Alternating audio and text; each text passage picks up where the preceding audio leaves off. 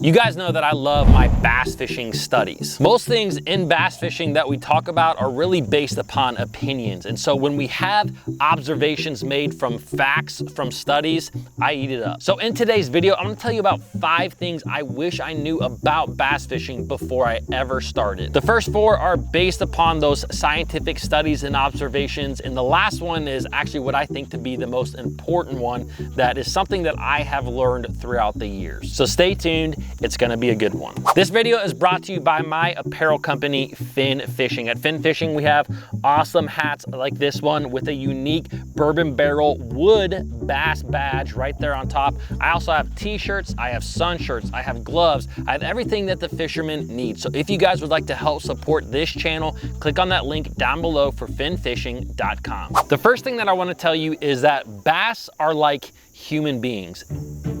And what I mean by that is when I first started fishing, when I first went to that pond, river, or lake, I would always try to figure out what the bass are doing. I would kind of lump all bass in that body of water together, and I would say, man, I need to figure out where these fish are and what they are biting. But the truth is that bass are like people. They have different personalities and behaviors. There's a lot of different studies out there that show that some bass will literally stay in a 100-yard section of a giant lake their entire life, while you have other bass that continuously move. They will move miles and miles. There was a study that I saw where a smallmouth bass swam over 400 miles over the course of a 2-year period. And just like people, some of us are homebodies and some of us like to travel. And not only are their movements different, but also how they respond to things. Their behavior is very different. So if you happen to be fishing in a small pond, maybe you're fishing with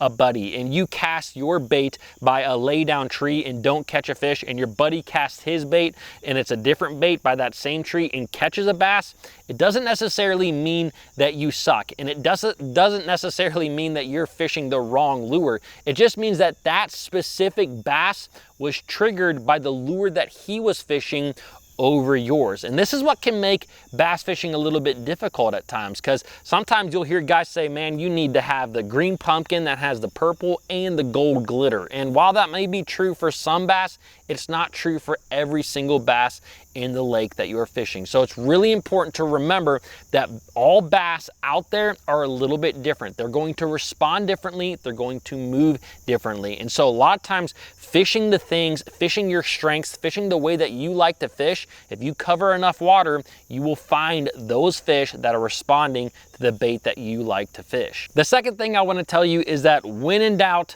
rubber it out. And I know that that sounds a little bit weird, but it's one of the easiest ways for me to remember it. But I actually just got done talking to a local biologist all about different fishing studies that he has conducted. Now, one of these studies that he conducted along with some other students and biologists is they wanted to see how different bass reacted to different lures. So they had a designated time to throw a designated lure. They did it so that all other things were equal. And what they found out was bass stopped hitting lures that were loud and obnoxious like a rattle trap a lot sooner than baits like plastic worms, or as some of you old school guys might say, the old rubber worm. So when you are fishing highly pressured bodies of water, which I feel like everybody in the nation does all the time now, fishing those plastic baits, fishing those rubber worms are going to get you a lot more bites than baits that are very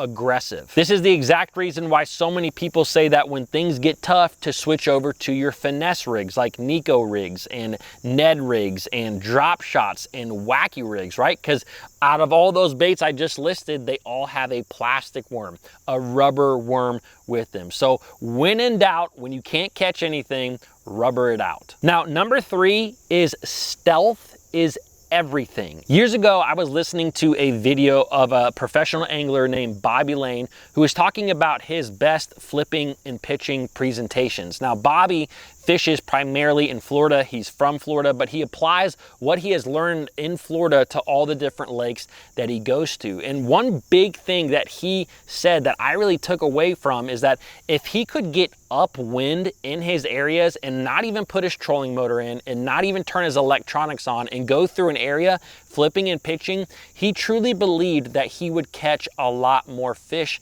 that way. Now, at first when I heard that, I honestly thought, man, that's a little bit extreme. Do you really think that you're going to get a lot more bites that way? But then, even recently, I heard another story of a guy named Ken Smith. He has a YouTube channel. It's a great channel. He has a lot of those scientific-based facts on his channel. But he actually hopped in a boat with a guy who was tracking a 15-pound bass in Texas. When they went out to go track this 15-pound largemouth, the guy he was with said, hey, this bass lives in this cedar tree. It lives in this tree. It's here all the time. But the only way that they could truly track this fish and get really close to it is if they got, again, upwind from this fish. They didn't turn their electronics on, they didn't put their trolling motor in the water, and they would drift with the wind past this fish. And Ken Smith said that they could get so close to this fish that that fish would be a pitch away. But as soon as they turn their electronics on and they put their trolling motor in the water, they could see with that radio transmitter that that fish would leave right away. Even if they were 50, 100 yards away from this fish, he would move. So the big moral of the story is being stealthy on the water, making super long casts when you can, keeping even your electronics off, being really silent with the trolling motor. Something that I like to do is keep that trolling motor at a constant speed. That will truly help you to catch a lot more fish. Tip number 4, don't get caught up with the color game. This is something that it almost frustrates me a little bit because it's one of the most asked questions that I get on the channel is, hey, what color of that bait where you were throwing? And a lot of times what I want to respond with is it probably doesn't matter. There's a few different colors that I really like, your typical ones, your green pumpkins, your black and blues, your whites. You know, on a spinner bait or a crankbait, I like my chartreuses, and that's pretty much it. I'll throw a black in there as well, but the big thing is don't get caught up on your color game. I think that there's kind of an 80-20 rule when it comes to this. I think that only about 20% of the time, probably even less than that, I'd say about 10% of the time, the bass actually care if there's 4 strands of orange in your jig. Most of the time, these fish do not care at all. As long as you can kind of get the shade right, whether that's a natural shade or a dark shade or a really light shade, that's what the bass actually like. And there's data that backs all this up. As a matter of fact, Berkeley did some tests with some bass and found that bass couldn't tell the difference between chartreuse and white. They simply could not tell the difference at all in their laboratory. And when they've actually looked at a bass's eye, all they've really been able to tell is that a bass can see green and red really well and the different hues of green and red really well. But when you start getting into deeper water situations, I mean, when you're 10 foot deep, you know, 12 foot deep, depending on the water clarity, bass aren't going to see a whole lot of color in general. So do not get caught up in the color game, the sparkle game, or I need 5 strands of this color and 2 strands of that, because it's just simply not true. Now, the 5th thing that I want to tell you, something that I really wish I would have known when I started bass fishing, and it kind of is a conglomeration of everything that I just said, is that it is better to be in the right area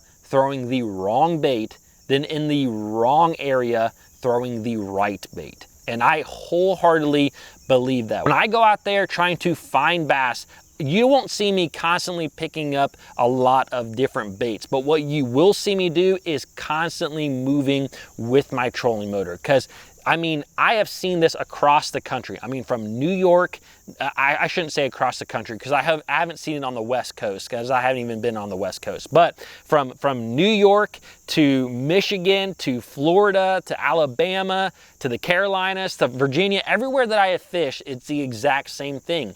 When you get in the right area, when you get in an area that has a lot of life, there's a lot of bass in that area, you can almost catch them on anything that you want. It doesn't have to be the perfect bait all the time. So it is way more important to just keep moving. Whether you're fishing on the bank, just keep moving down the bank. If you're fishing in a boat, just keep hitting areas. I've seen that usually if I find an area that has a lot of fish, I'm gonna start catching them in about 15 minutes. So a lot of times I'm not gonna stay in the same general area for more than about 15, 20, 30 minutes, and then I just keep going. The more places that you can hit in a day, the more likely you are to find that right area where it doesn't matter what you throw, you're gonna catch bass. Now, if you guys enjoyed the study-based stuff too, I think you'll like this video right here. I really went in depth with a really cool study that they did in Texas. Also, if you click right here, you can help support the channel by buying some fin gear. Thanks for watching, subscribe, and I'll see you guys in the next video.